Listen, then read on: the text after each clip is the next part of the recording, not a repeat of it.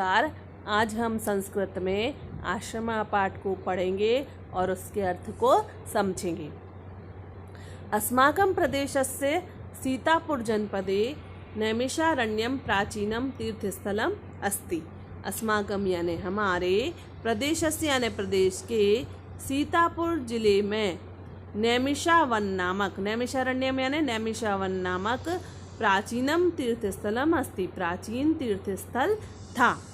तत्र एकस्मिन् आश्रमे, तत्र यानी वहाँ, एकस्मिन् आश्रमे यानी एक आश्रम में ऋषियः मुनयः गुरवः कवयः छात्राश्च निवसन्ति स्म। यानी वहाँ एक आश्रम में ऋषि मुनि गुरु कवि और छात्र निवसन्ति स्म यानी रहते थे या निवास करते थे।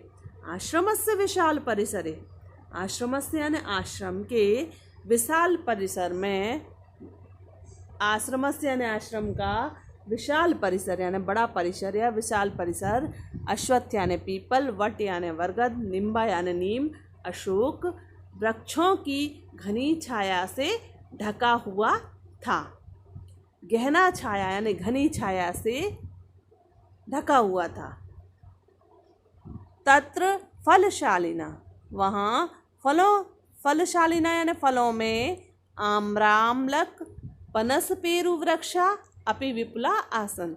वहाँ फलशालाओं में या फलों की शाला में आम, आंवला, पनस यानी कटहल, पेरू यानी अमरूद के भी बहुत से वृक्ष थे। पेरू यानी अमरूद के भी बहुत से वृक्ष थे।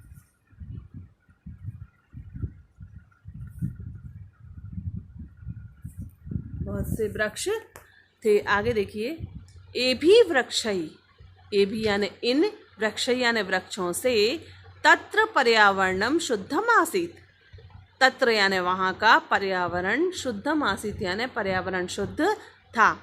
येन शीतला, येन यानी जिससे, शीतला यानी ठंडी, वायवः, वायवा यानी वायु या हवा, मंद मंदम बहन्ति स्म यानी जिससे शीतल वायु धीरे धीरे चलती रहती थी। काले काले च मेघा वर्षति स्म, और काले काले का मतलब समय समय पर, चा यानी और, समय समय पर मेघों की मेघ वर्षा करते थे या बादल वर्षा करते थे। अब आगे देखिए, तो एक बार हिंदी पूरी सुन लीजिए इसकी। हमारे प्रदेश के सीतापुर जिले में नैमिषावन नामक प्राचीन तीर्थस्थल है। वहाँ एक आश्रम में ऋषि मुनि गुरु कवि और छात्र रहते थे। आश्रमस्य विशाले परिसरे, आश्रम के विशाल परिसर में पीपल, बरगद, नीम, अशोक वृक्षों की घनी छाया थी। यह आश्रम का विशाल परिसर पीपल, बरगद, नीम, अशोक वृक्षों की घनी छाया से ढका हुआ था। ये भी लिख सकते हैं। तत्र वहाँ फलों की शाला में फल आम, आंवला, कटहल, अमरूद के भी बहुत से वृक्ष थे। इन वृक्षों से वहाँ का पर्यावरण शुद्ध था, जिससे ठंडी हवा धीरे धीरे चलती रहती थी और समय समय पर मेघ वर्षा करते थे। अब आगे देखो, आगे देखिए। अब इदानीमपि, इदानीमपि यानी इसी आश्रम, इदानीमपि यानी इसी समय, या इदानी यानी इसी समय, उस आश्रम में, इसी समय उस आश्रम में, तस्मिन यानी उस आश्रम यानी आश्रम में, धेनवा यानी गाय, बलिवर्दा यानी बैल, अश्वा यानी घोड़ा, च अन्य पशुआ स्वच्छंदम चरन्ति, और अन्य पशु स्वतंत्रता पूर्वक चरते हैं, चरते थे या चरते हैं, चरते हैं।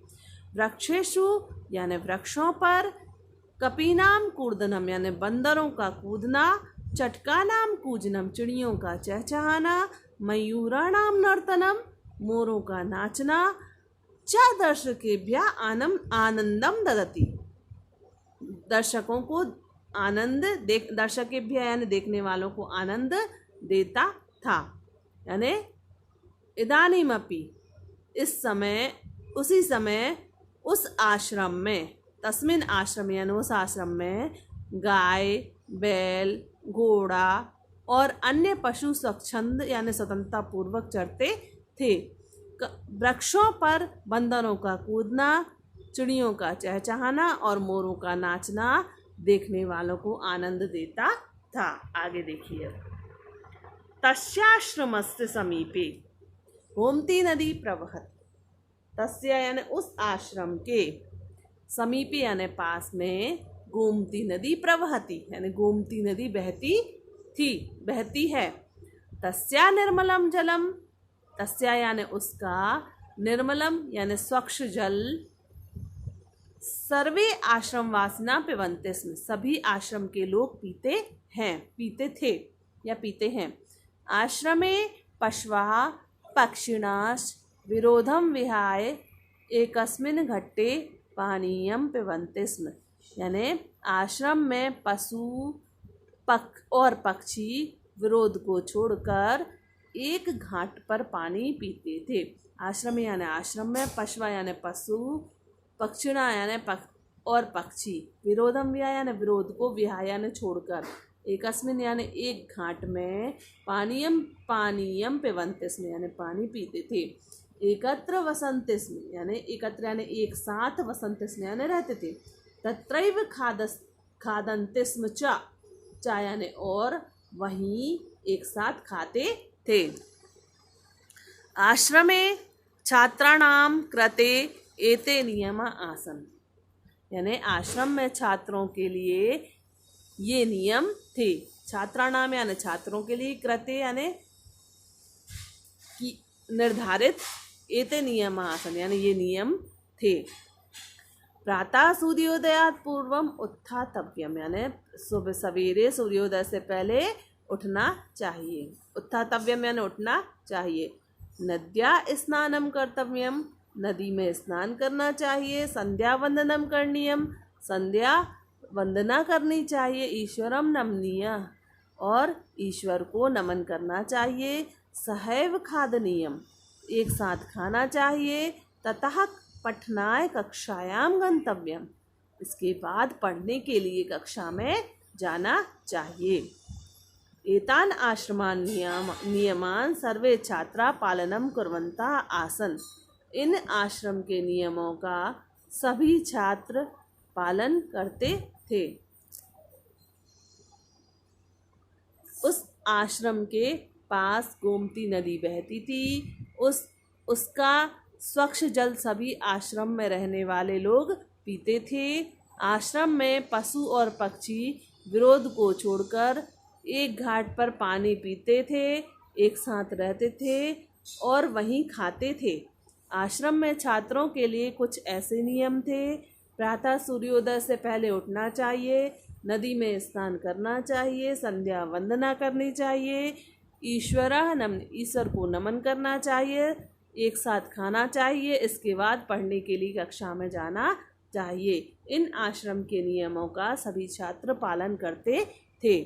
संप्रत्यपि, अब आगे देखिए, संप्रत्यपि आश्रमो अयम, इस समय भी, आश्रमो अयम यानी आश्रम में, छात्रेभ्यः श्रेष्ठम संस्कारम प्रयच्छति, छात्रों के लिए अच्छे संस्कार दिए जाते हैं।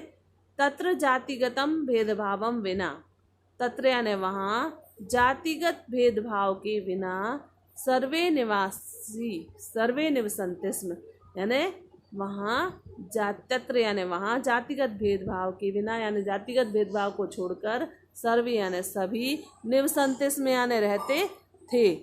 स्वास्थ्य संवर्धनाय व्यायामस्य, स्वास्थ्य संवर्धन के लिए व्यायाम, योगस्य यानी योग, प्राकृतिक चिकित्सायाश्च शिक्षणम प्रचलति, स्वास्थ्य संवर्धन के लिए व्यायाम, योग और प्राकृतिक चिकित्सा की शिक्षा दी जाती थी।